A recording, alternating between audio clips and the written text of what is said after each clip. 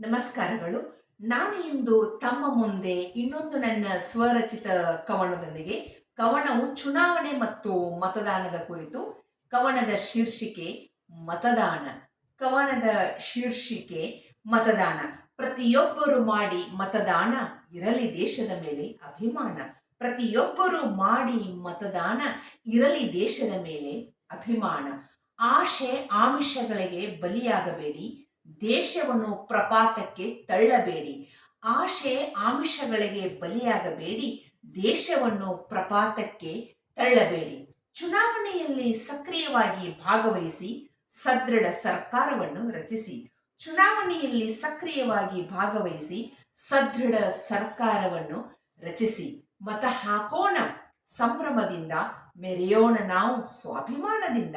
ಮತ ಹಾಕೋಣ ಸಂಭ್ರಮದಿಂದ, ಮೆರೆಯೋಣ ನಾವು ಸ್ವಾಭಿಮಾನದಿಂದ.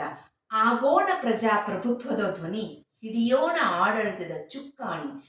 ಆಗೋಣ ಪ್ರಜಾಪ್ರಭುತ್ವದ ಧ್ವನಿ, ಹಿಡಿಯೋಣ ಆಡಳಿತದ ಚುಕ್ಕಾಣಿ. ಮರೆಯಬೇಡಿ ನಿಮ್ಮ ಹಕ್ಕನ್ನು, ಮಾರಿಕೊಳ್ಳಬೇಡಿ ನಿಮ್ಮ ಮತವನ್ನು. ಮರೆಯಬೇಡಿ ನಿಮ್ಮ ಹಕ್ಕನ್ನು, ಮಾರಿಕೊಳ್ಳಬೇಡಿ ನಿಮ್ಮ ಮತವನ್ನು. ಚಲಾಯಿಸಿ ಮತ ಎಂಬ ಅಸ್ತ್ರ, ನಿರ್ಮಿಸಿ ಬಲಿಷ್ಠ ರಾಷ್ಟ್ರ.